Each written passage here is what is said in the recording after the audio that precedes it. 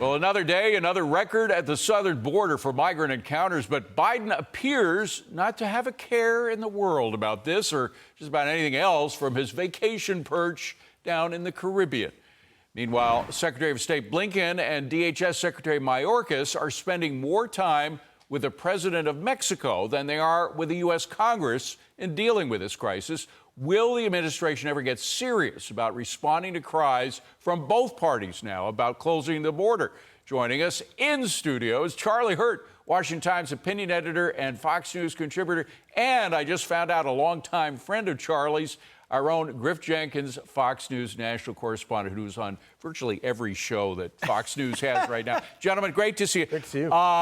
It's extraordinary, these numbers, Griff. We now have, actually, the December number came out at 275,000, but we still got a few days left. And if we get 10,000 migrants a day until the end of this year, we're going to come up with over 300,000 for the month of December. It's stunning, David. And, you know, here's the thing. Like, the American people, I think, are becoming numb to numbers. It's just another number. And maybe that's what the administration hopes. But to put it in perspective, you're looking at the highest month ever of crossing illegally. And what that does is it takes the resources of every Border Patrol agent to process and transport these migrants, leaving hundreds of miles of wide open border. That's why the other number, and I'll break it here with you, I'm going to be reporting it tomorrow, but there were more than 82,000 known gotaways since the fiscal year began on October 1st.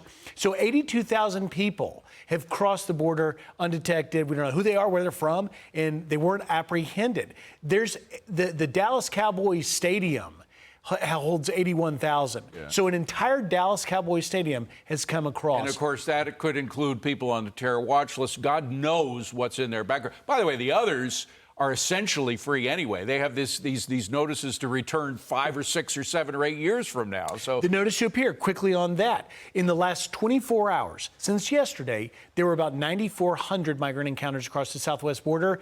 Just over 8,000 were released. So they're coming because they know when 8 and 10 are going to be released with this notice to appear to court date 5 to 10 years from now that they may or may not go to. That's fueling it. Charlie, we have crossed another Rubicon, and not just in the raw numbers, but put up that chart. I think I saw it earlier. American births versus illegal immigrants. Illegal immigrants, the number of illegal immigrants coming in now exceeds the number of births we have in this country. Tell me about the significance of that.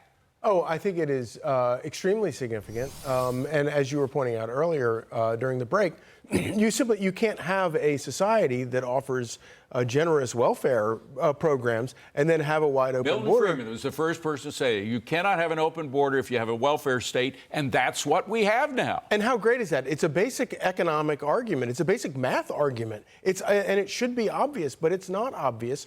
And it does sort of make you stop and wonder if all of this isn't intentional. Yeah. And, you know, you hate, going in that direction because you don't want to, like, question the motives of people. But clearly,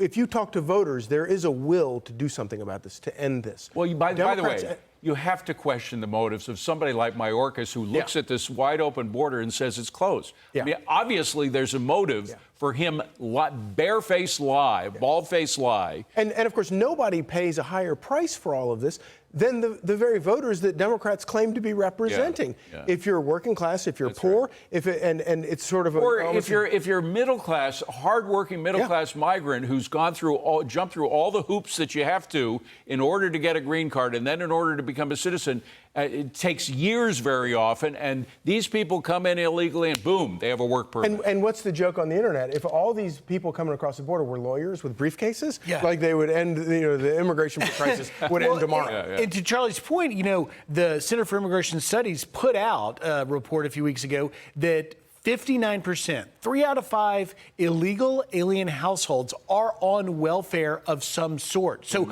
ultimately, the American taxpayers are paying for this. And you talk about, skipping the line, going right to the front. The takeaway of that Blinken-Mayorkas and Mexican President Lopez Obrador meeting was the Mexican readout said that they discussed amnesty. Yep. Specifically regularizing the situation of long-term Hispanic migrants and DACA recipients. And that's just stunning to realize that we've got this problem where we need the migrants to stop coming across Mexico's southern border. We think they're going to go down there and talk about that. Instead, they talk By the about way, you and I know Mexico pretty well. I spent 12 years covering that place, and the way things work down there, the Mexican government is always on the take on one end of every deal, or sometimes on two or three ends of every deal. That's right. In this case, some people suspect that the cartels are paying off members of the Mexican government to get people and drugs across our border, but now they want it from the other end. AMLO, which is the nickname for the president of Mexico, he wants all those remissions, all the money coming back from the people working. That's why he wants a work permit. That's why he wants an amnesty for the millions of Mexicans that are now in the United States. You bet. And, President Trump, when he was in office, went down there and said, look, I'm going to bring serious economic consequences on your country, and we're going to shut down trade, and we're going to implement this Remain in Mexico, which migrants didn't like. And Charlie, that's the point. You don't go down to Mexico and have them dictate terms to you. We are the bigger government. We are the ones that dictate terms. And that's exactly what Donald Trump did. He said, unless you do the Remain in Mexico policy, we're going to cut off trade. Well, even regardless of us being the bigger government. By the way, it was the same president because he's got a 6-year term. Yeah, but even regardless of the fact that we're the bigger country, we're our own country. We're allowed to look out for our own interests. And what you're seeing at the border over the past 6 years has been a complete 180 from being the America First agenda that is designed to benefit the United States of America with immigration versus this America Last thing that the Biden administration And there's something even deeper than that, which gets to the whole issue of what's happening in our judicial system. There is a constitutional process. Yeah. You don't go to Mexico to decide how you are going to deal with Mexicans in our country. You go to the U.S. Congress. If you're talking amnesty, which is what it can be interpreted to mean, this communique that came from Secretary Mayorkas and Blinken yesterday, it's a constitutional process. You deal with Congress to come up with a solution, not with the president of Mexico. Exactly. And the whole concept of asylum, which a lot of people are pointing to for people coming across the border, the United States is not the answer to every asylum problem on the planet. But if you place America's interests last, you wind up with a situation where we do wind up with. Just to add quickly to that, listen, the caravan we've been showing on the channel, you see this giant caravan, they're carrying a sign that says Exodus de la Pobre, freedom from poverty. Right. They're not coming for credible fear. They're coming for jobs. Yeah. And they know they're going to get released in the U.S. and get those jobs. I got to say one more thing. I'm going to kill the producers because they want me to jump. But Charlie, I'm doing the Kudlow show tomorrow. I'm going to be hosting that on Fox News. They give you this list of Saturday live events. And you got Vivek Ramaswamy in about 6 or 7 events in Iowa. He's campaigning. You have Ron DeSantis. He's in New Hampshire doing different events. You got Nikki Haley in several Iowa events. And then you have President Joe Biden.